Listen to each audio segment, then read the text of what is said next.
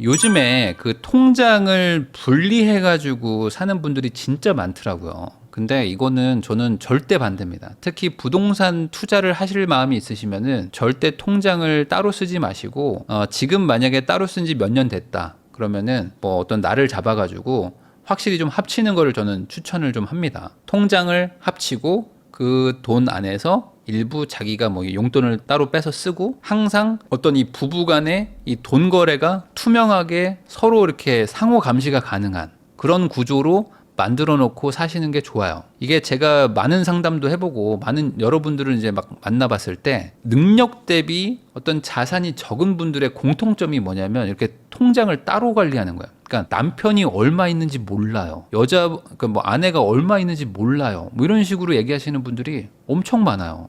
그리고 그런 분들이 또 뭐가 있냐면 각자 알아서 하니까 내가 뭔가 투자를 할 때 내가 잘하고 배우자가 못할 수도 있으니까 물어보지 않는 게 나을 수도 있지만, 보통은 그래도 백지장도 맞들면 낫다고, 나도 잘 모르고 얘도 잘 몰라, 둘 다 모르면 같이 이렇게 회의하다 보면 그래도 조금 리스크가 줄어들거든요. 근데 대부분은 그냥 또 따로 해. 그러니까 이제 뭔 일이 일어납니까? 그냥 나도 나대로 뭔가 맞는 줄 알고 막 뭘 했다가 손해보고, 상대도 상대대로 막 자기 혼자 막 하다가 막 손해보고, 그리고 나중에 만났더니 너 한 돈 좀 많이 모아놨니? 했는데 나는 뭐 당신이 많이 모아놨는 줄 알았지 하면서 둘이 까보니까 아무것도 없어. 이런 경우들도 많습니다. 특히 뭐 주식 투자하고 뭐 이런 것들, 뭐 그런 것들 좋아하시는, 약간 금융자산 투자 좋아하시는 분들이 각자 돈 관리하는데, 어차피 부부는 각자 하는 거는 그 결혼의 장점을 살리질 못하는 거야. 둘이서 합쳐가지고 소비는 1인분, 벌이는 2인분 이렇게 해가지고 소득을 2배로 늘리고 지출을 1배 이하로 막 어떻게든 낮춰가지고 저축할 여력을 더 늘리고 비용을 관리해가지고 앞으로 좀 이렇게 성장하는 게 되게 저는 부부한테 좋다고 보거든요. 근데 나는 나대로, 얘는 얘대로. 근데 또 지출은 지출대로 별로 줄어들지도 않아. 그럴 거면은 이 경제 공동체라는 그 어찌 보면 이게 혜택 아닌 혜택인데 이거를 전혀 살리지 못하고 있다. 그래서 뭐 이거를 따로 관리하고 뭐 그거를 회의하고 뭐 이러시는 분들도 있는데, 그럴 필요가 없습니다. 그냥 모아서 같이 얘기를 하는 거예요. 우리는 한 팀인 거지 이게 무슨 각자 하는 그런 게 아니에요. 근데 약간 연방제로 운영하는 사람이 있어. 뭐 이렇게 연방제처럼 해가지고 이쪽 나라 하나 이쪽 나라 하나 해가지고 이게 크게 무슨 연합이고 뭐 이렇게 생각하시는데, 그렇게 생각하지 마시고 그냥 우리는 한 나라다라고 생각하고 같이 운영하세요. 그래도 쉽지 않은 게 투자입니다. 근데 여기서 어떻게든 저희 남편이 알면 안 돼요 하면서 막 1억 막 이렇게 숨겨놓고, 뭐 저희 와이프가 모르는 돈이 제가 있습니다 하면서 제가 상여금 좀 이렇게 빼놓은 게 한 10년치가 한 8천 있거든요. 이거는 집 살 때 쓰면 안 되거든요. 뭐 이런 얘기 하시는 분들이 생각보다 너무 많아. 너무 많아. 그러니까 뭐 돈이 뭐 엄청 많으면 뭐 좀 떼놓고 막 이렇게 해도 되는데, 이거 모아서 뭐 하나 하기도 쉽지 않은데 이거를 또 차 떼고 포 떼고 다 떼놓으면은 저희 이거밖에 없어요 막 이래요. 그럼 대출 받아야죠. 그럼 대출 받으면 누가 이자 갚냐 이러면서 또 서로 막 얘기하고 있어. 이거 도대체 왜 이렇게 하시는 건지 안 됩니다. 그래서 무조건 합치셔야 돼요. 각자의 생활이 있어요. 부부는 각자의 생활이 있으면 안 된다고 저는 생각합니다. 부부는 각자의 생활을 갖지 마세요. 뭐 개인 시간을 갖는 건 가능하지만, 야, 나 신경 꺼. 나는 그냥 뭐 너는 뭐 너대로 살아. 난 나대로 살 테니까. 뭐 이런 식으로 생각하는 거는 저는 재테크에서는 별로 좋은 게 아닌 것 같아요. 합치긴 했는데 때때로 통장 분리하고 싶어요. 굴뚝 같은 마음이 또 내려놓네요. 그러니까 왜 분리를 하는 거예요? 통장 분리를 굳이 왜 하시는 거예요? 어떤 의도로? 왜 돈 관리를 따로 하시는 거예요? 이유가 뭡니까? 저만 아끼고 남편은 막 써요. 뭐 이런 거예요? 그런 건가요? 그럴 수도 있죠. 그러면 그거를 설득하고 어떻게든 해결하고 넘어가야 되는 거죠. 그러니까 저축하기 싫으면 따로 쓸 확률이 높아요. 근데 서로 오픈하잖아요. 그러면 저축을 할 수밖에 없어. 왜냐면 상대가 나를 감시하고 나도 상대를 감시하니까. 그러니까 감시자가 있다는 거는 어쨌든 한 번 돈을 쓰려고 해도 조금 덜 쓰게 되잖아요. 근데 이제 이런 얘기를 하시는 분도 있어. 아니 내가 돈을 버는데 내가 번 돈 내 맘대로 못 쓰냐? 뭐 이렇게 얘기하시는 분들이 있거든요. 그럼 결혼하지 마. 결혼 안 하면 되잖아요. 결혼을 안 하고 그냥 본인이 편하게 살면 되잖아요. 근데 결혼을 한다는 거는 경제 공동체가 되는 겁니다. 거기다가 만약에 아이를 낳잖아요. 그러면은 이거는 공동체라는 게 뭐냐면 분업을 하는 거예요. 분업. 그러니까 분업화가 되는 거지. 내가 번 돈이니까 내가 쓸 거야. 이런 식으로 생각해 버리면은, 그러면은 다 모든 일들이 다 내가 뭘 했기 때문에 내가 뭐 이렇게 할 수 있어라고 말하지 않을 수 없는 게 없습니다. 뭐 예를 들어 극단적으로 가는 거지. 내가 이거 접시 설거지 내가 했으니까 내가 쓸 거야. 너는 식판에다 먹어. 뭐 이렇게 싸울 수도 있는 거야. 이거는 공동체라는 개념으로 접근하면은 저는 제일 문제가 쉽게 해결된다고 보여요. 물론 개인적으로 잘 관리해서 잘 하시는 분들도 있겠죠. 근데 굳이 그걸 쪼개서 하지 않는 게 좋다. 그리고 쪼개가지고 아끼고 잘 모으고 저축하는 거를 저는 많이 못 봤어요. 대부분 다 그냥 어떻게든 좀 소비가 늘어나게 됩니다. 용돈 20만 원 줄까 봐요. 이런 건 있죠. 나도 용돈을 쓰고 배우자도 용돈을 써야 됩니까? 둘 다 용돈을 쓰는 게 맞죠. 그러니까 이건 절대 하시면 안 돼요. 뭐냐면 자, 돈 관리는 내가 할게. 자, 그러니까 뭐 예를 들어 보통 이제 아내분이 돈 관리를 하고 남편은 용돈 받아 쓰고 이러거든요. 그거는 절대 하시면 안 돼요. 그건 하면 안 돼요. 어떻게 해야 되냐?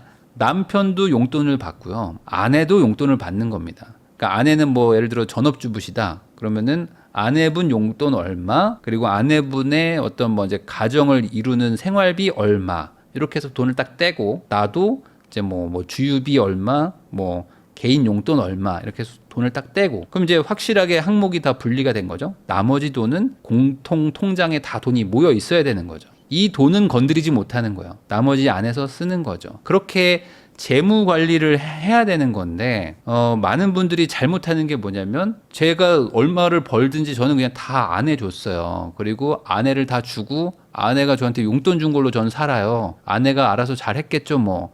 물론 아내가 잘하시면 좋은데 아내분들이라고 무조건 잘하는 게 보장된 건 아니잖아요. 그러니까 아내분들도 아끼고 쓴다고 하지만 어디 펑크 나잖아? 그러면 이제 돈을 또 갖다 써. 그러니까 둘 다 돈을 딱 제한을 둬야 됩니다. 그리고 돈을 가운데 딱 모아놓고 우리가 이제 돈이 얼마가 쌓이는지, 한 달 지나면 얼마나 자산이 늘어났는지 이렇게 얘기를 해야 공통의 목표를 달성할 수가 있는 거죠.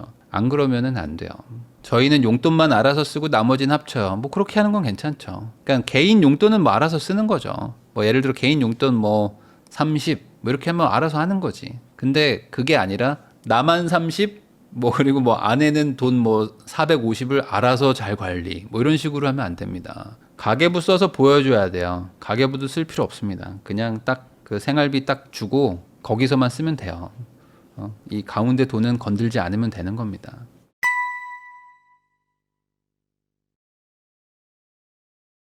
이걸 이해 못하는 상대방한테는 어떻게 이야기를 해야 현명할까요? 제일 좋은 건 이해할 수 있는 사람과 결혼하는 게 제일 좋고요. 이미 결혼을 했다.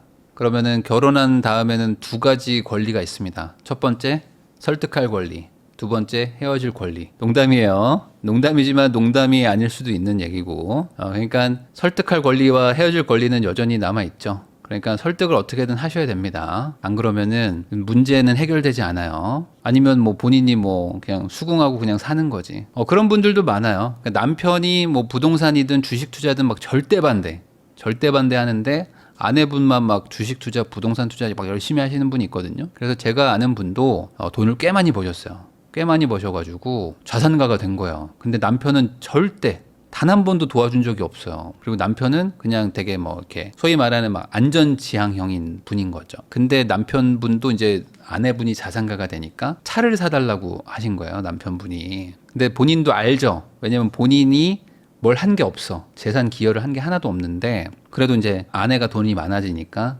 자기도 좀 좋은 차를 타고 싶다. 근데 아내분이 사줬어요. 어쩔 수 없이 사줬습니다. 그러면서 이제 한 얘기가 있습니다. 뭐냐? 이 사람이 돈 얘기할 때마다 너무 화가 난다. 이 사람이 돈 얘기할 때마다 너무 화가 난다. 왜냐면 자기를 계속 말리고 못하게 하고 막 비난하고 비판하고 엄청나게 그렇게 했는데 내가 그거 다 눌러가면서 겨우겨우 불려가지고 이렇게 됐는데 결국에 돈을 이 남자랑 같이 나눠 쓴다는 게 너무 싫다. 근데 그럼 자기가 그런 거에 대해서 기여한 게 없으니까 소박하게 살면 좋은데 그걸 또 돈을 벌었으니까 같이 나눠 쓰자고 하는 저 마음도 너무 밉다. 근데 어쩌겠느냐. 내가 좋다고 결혼한 남자고 그 남자가 우리 아이의 아빠다. 그리고 그거 말고는 장점이 되게 많다. 내가 반대로 막 이렇게 막 판 벌리고 할 때 한 번도 어쨌든 막 도와주진 않았지만 반대로 같이 또 이렇게 견디면서 같이 돈도 벌어가면서 생활비도 막 지원도 해주고 했었으니 이래나 저래나 우리가 같이 가서 이렇게 된 게 아니겠느냐. 너무 밉지만 차는 사준다. 뭐 그렇게 해서 또 차를 사주고 또 잘 지내시고 그런 분이 있었습니다. 그러니까 뭐 어쩌겠어요. 결혼했는데. 그럼 헤어지든지